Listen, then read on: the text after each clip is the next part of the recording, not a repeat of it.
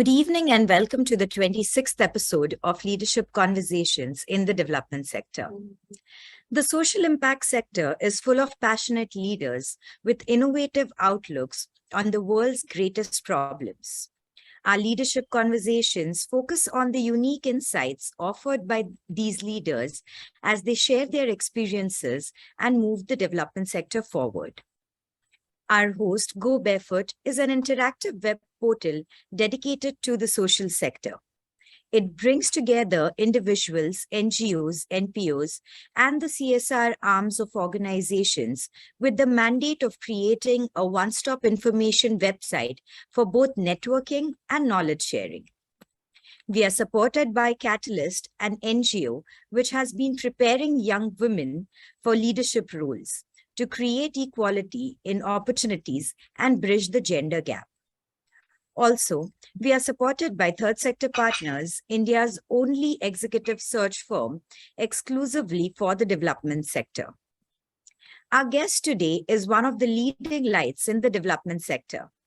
I would like to extend a warm welcome to Shriyans Bhandari, founder and CEO, Greensole.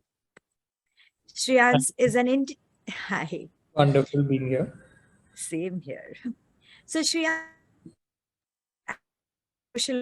author and co-founder of Greensole.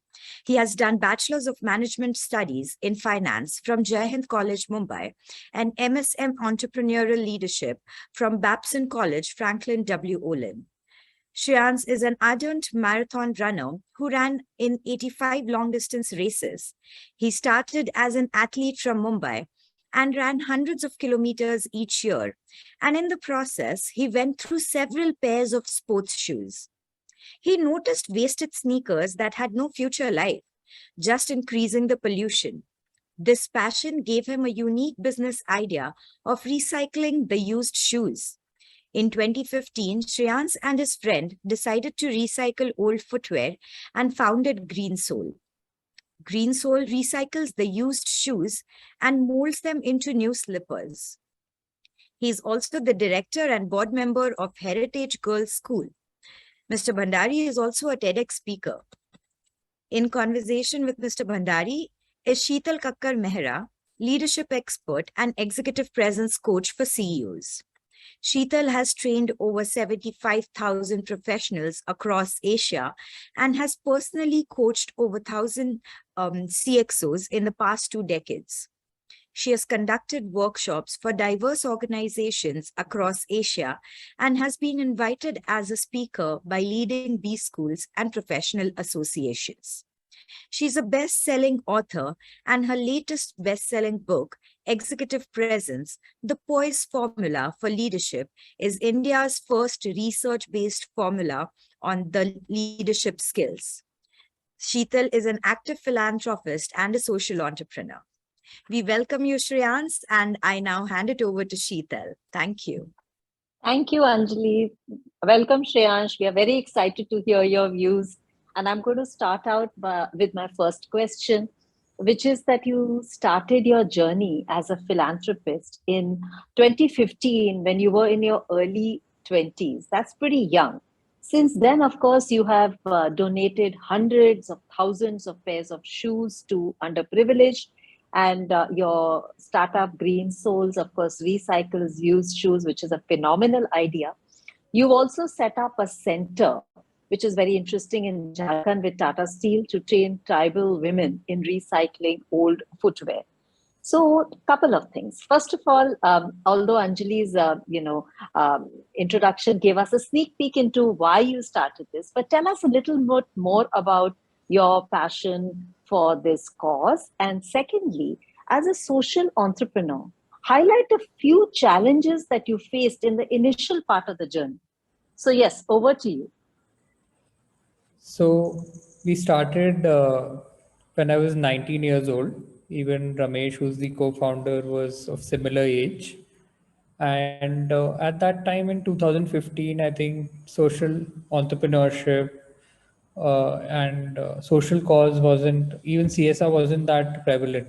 Sustainability, social cause has become much more well known now. People are looking for such startups and taking up such causes actively. And being athletes, Ramesh and I used to throw away old shoes. And because I was into photography, running, different things, so I always wanted to, take up ideas and take it to the next level.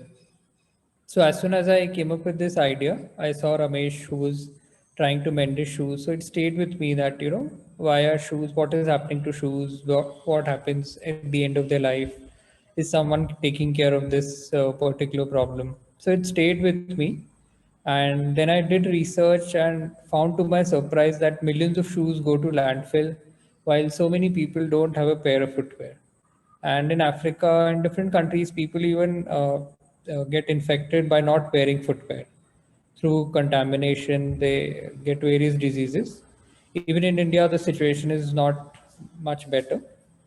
So this is what prompted us that our particular problem of throwing away old shoes, if we find out a way of converting it and reusing it, it can be helpful to millions of people.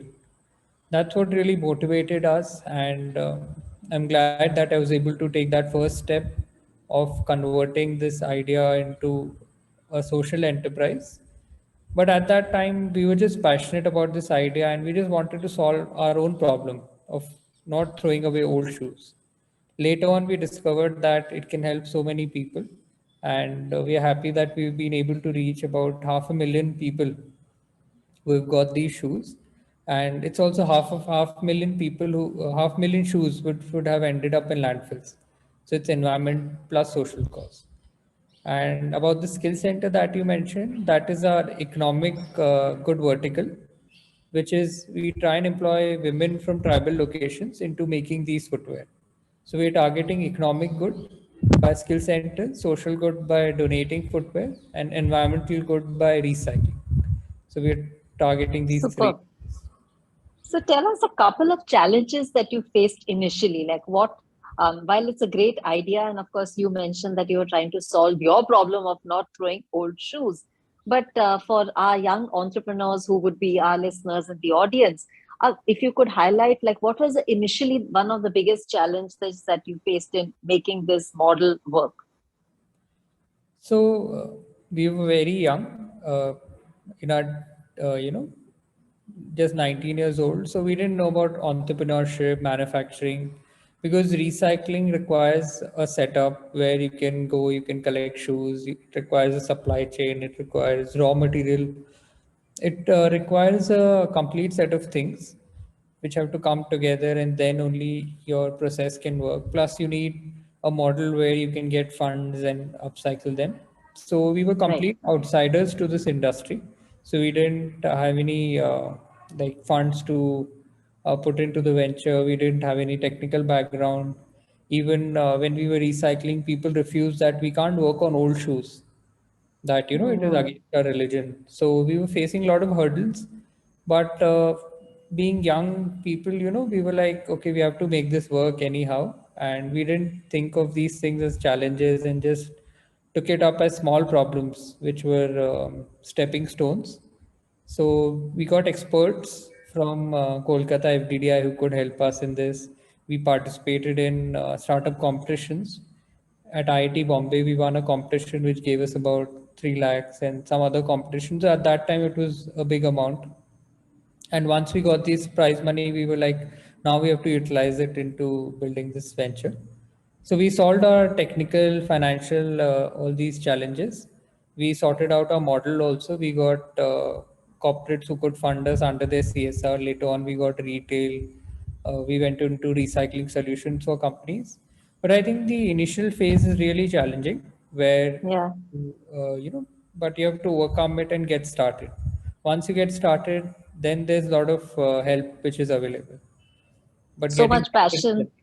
Yeah, so much enthusiasm and motivation to keep going. That in yeah, itself is very challenging, and many people give up at that stage. But wonderful that you kept going, and it's helped a lot of people. Now, you're a very multifaceted person. You run a girls' school in Udaipur, which is one of the leading schools in India. And please share with our listeners how you managed to juggle an NGO activity on one side and education on the other, both of which are very, very inspiring. So, yeah, we would love to hear from you. Both are actually startups. They're about 5 to 7 years old. For a girls' school, it is still young, 7 years old school. And I learn a lot from both these things. From a startup, I learn innovation. From running a girls' school, I learn organization, team building, and different things. And I earlier started with Greensole, and I used to be in Bombay and handle that venture. And then my family came up with the school, Heritage Girls School, which is then was handed over to me to handle it. So I took it up as a positive step that you know you can manage multiple things. You require processes which you need to put in place, and it teaches you a lot of perspective. And I think I took it up as a challenge. And since 5 years, I've been managing both these things, and I'm learning from both of them and implementing the learnings at both the places.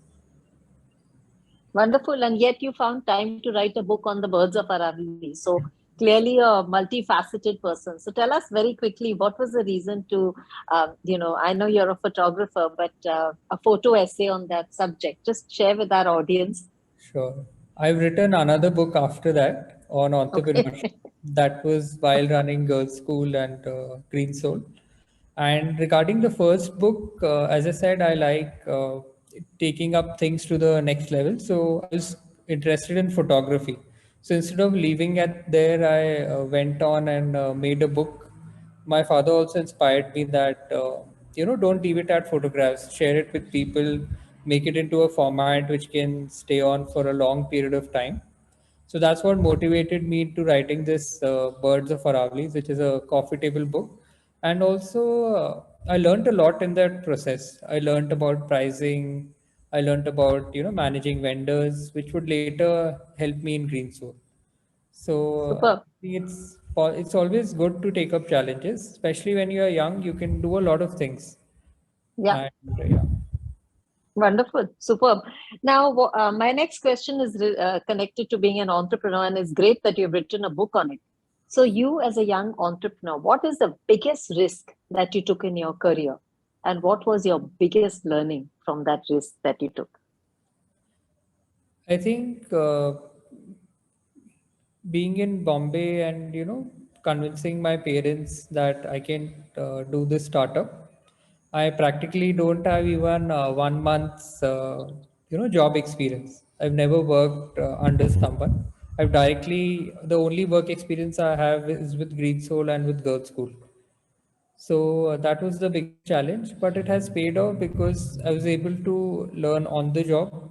I was not uh, trained, so I was able to make my own path, make my own decisions, your own learnings. So it has really paid off for me, and I think whenever you get clarity on what you want to do, you need not stop. You just you should go ahead and start off that thing. You shouldn't wait for the right time, for the right experience to come to you. I think it will eventually happen.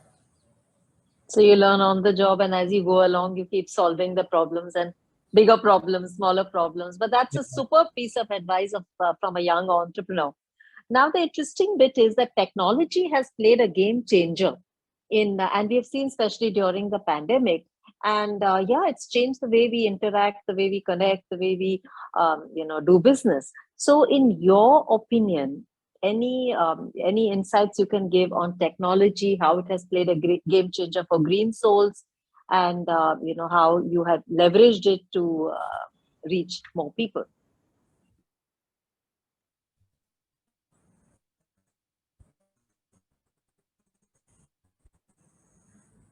Yeah, Shreyansh, can you hear me? Yeah. So I Yeah, was I can. asking how technology has played a game changer for Green Soul. So yes, please share with our listeners something around along those lines.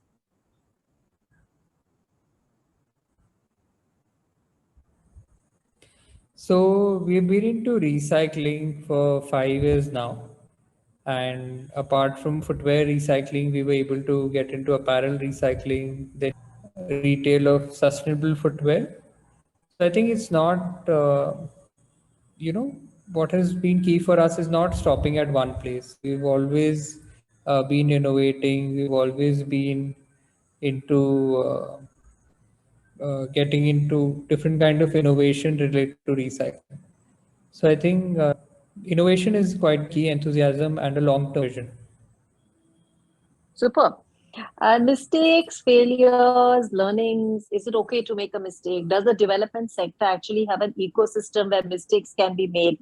So tell us a little bit about that. And when you look back at your short, brief career of 7 years where you've achieved so much, what according to you was one of the mistakes that you made? And, so yes, tell us more, because failures, mistakes demotivates people, but people would be very excited to hear what are the failures, mistakes you made and what you learned from them.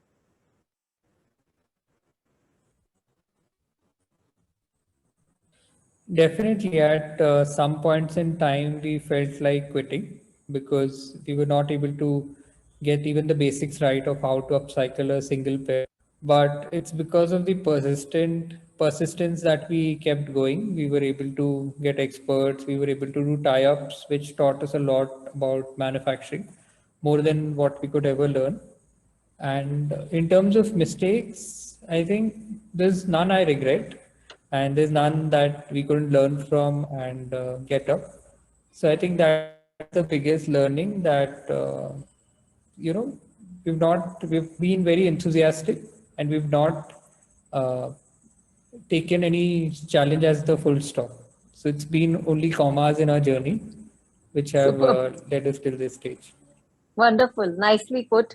Now, as a leader in the social impact space, you have seen poverty up close. You've also seen the inequalities in India.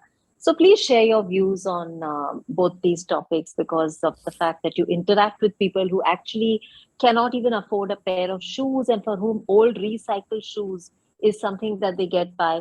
So yes, please share with our audience something around the lines of poverty and inequality that you have witnessed, and some insights on that.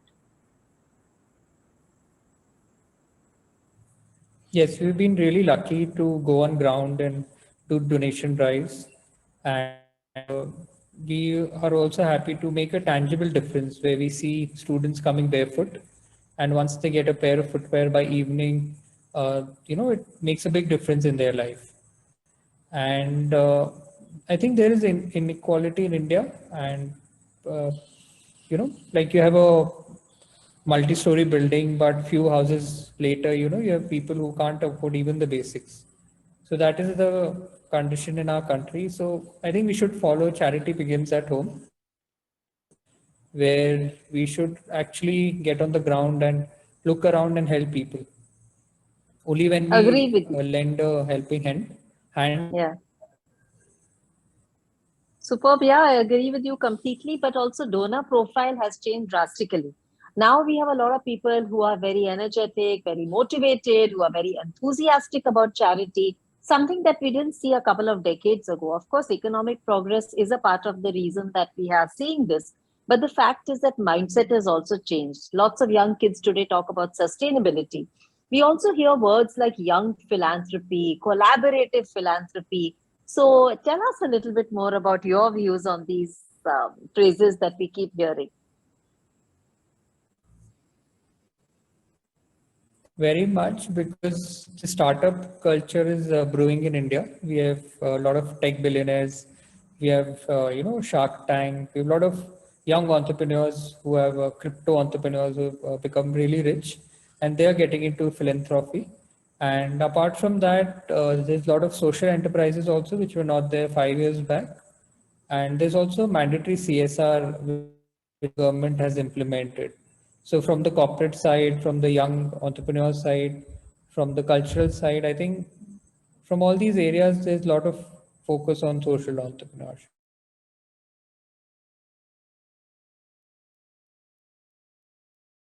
and charitable causes, which is really great. Want to change the world, want to save the world, and want to reduce the poverty and the inequality, which is anyway drastically increasing with every day that goes by. And COVID has also shown a K recovery, which is increased the gap. So yes, thank you and it's wonderful to have young entrepreneurs, who want to change the world. Now, what is your one piece of advice to young entrepreneurs in our audience, our listeners, who on how they should manage their career or move with passion for a cause that they want to support? Look back at your career. Can you share your journey with them? So one piece of advice will be not waiting and getting started, not waiting for the right experience, right time, and just believing your gut feeling, which is also really important. What you really feel about the idea, and don't be afraid of sharing your idea with others. Sometimes we feel, if we share our ideas in the initial days, it can get copied, but no one can copy your enthusiasm and the genuinity. Right. So be fearless and move ahead.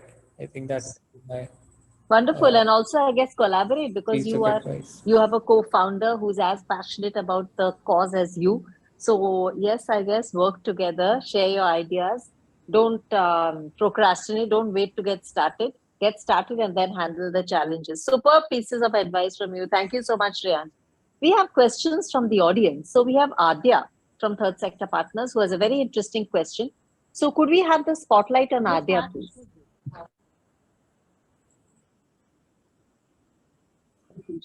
Hi, Yes, Shriyans. Adya. So good to hear about the entire journey that you've had with both your startups, Greensole as well as the school.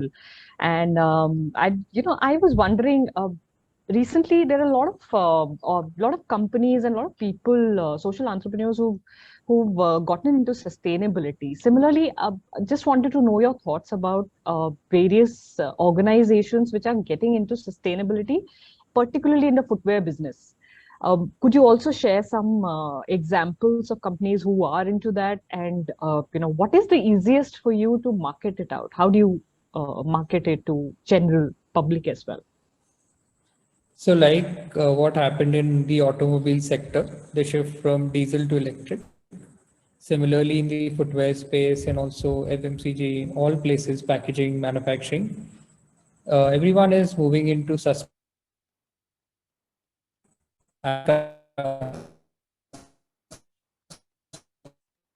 Shreyansh, we lost you there. Could I just request you to repeat that last sentence? I think we lost reception there. So, Shreyansh, Shreyansh, could we request you to repeat the last couple of sentences? We lost reception there.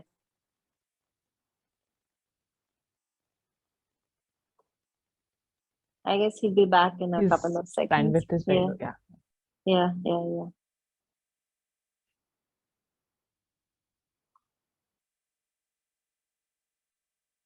Okay, I think he'll log in.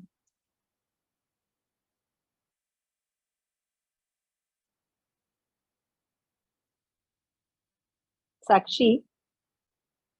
Yes, Shital. Okay, I think we'll have to allow him in. Yes, we are connecting with him. We'll check. Yes.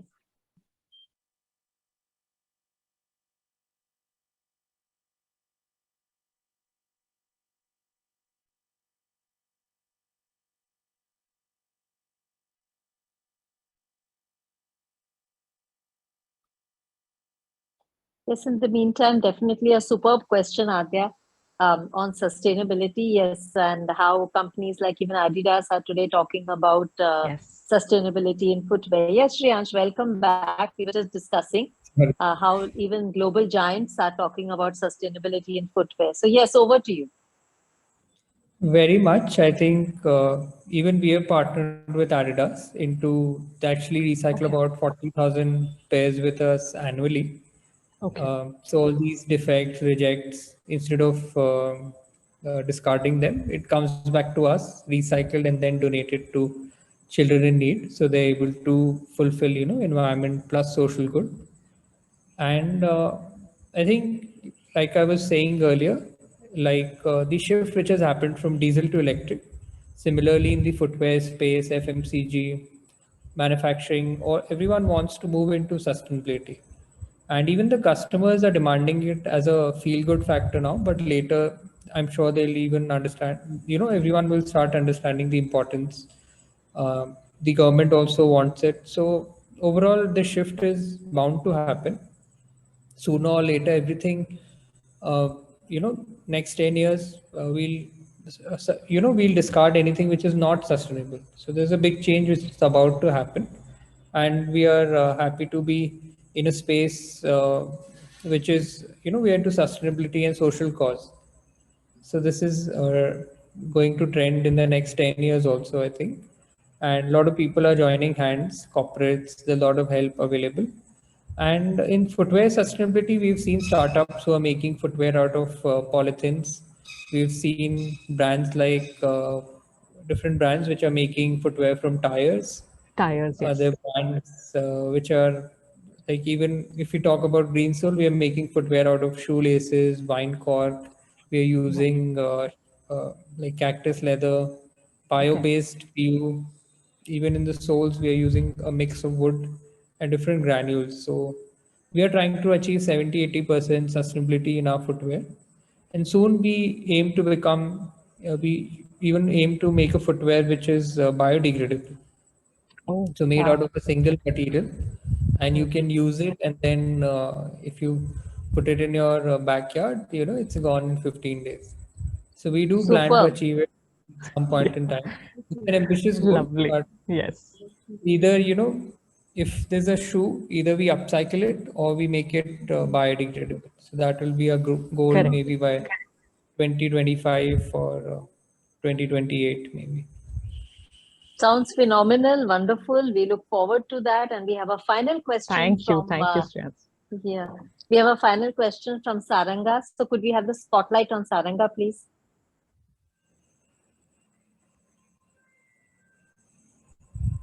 Hi, Saranga. You're on mute. Yes. Could you unmute yourself? Oh, I'm so sorry. Yeah. So, hello, Shreyansh, and it's been wonderful hearing you, and your journey is really inspirational. So, I just have one question. I have read that you have set up a skill center in Jharkhand, upskilling center for with the tribal women. So, I just wanted to know, have you faced any challenges while working with, or while setting up the center, or while working with these women? And how have you overcome them, and any learnings which you would like to share with us during this process? So these have been women which were previously unemployed, unskilled. So it took us a much longer time to actually train them, but we were very determined that we want people who are locals from there, whom we could employ and provide a job. And it has really changed their life. Now they have much more confidence. They're someone who gets a paycheck every month. They've learned a skill also, which is lifelong. Now they can even start entrepreneurship venture where they can, make footwear and sell it and export it, or work in a footwear factory. So skilling creates tremendous impact. Yes, And we are also doing recycling and donation, but nothing creates more impact than teaching someone a skill. They can earn a living using that skill lifelong. So we'll Wonderful. definitely encourage as much skilling as possible in all fields. wonderful, wonderful. Thank Great you. question, Saranga. Thank you so much. We've run out of time, and thank you, Shreyansh. It's been wonderful chatting with you, and we've really enjoyed interacting and hearing your views on so many issues. And a big, big thank you to our audience for logging in, and thanks once again, and wishing you all the best. Thank you. Thank you, everyone. Thank you.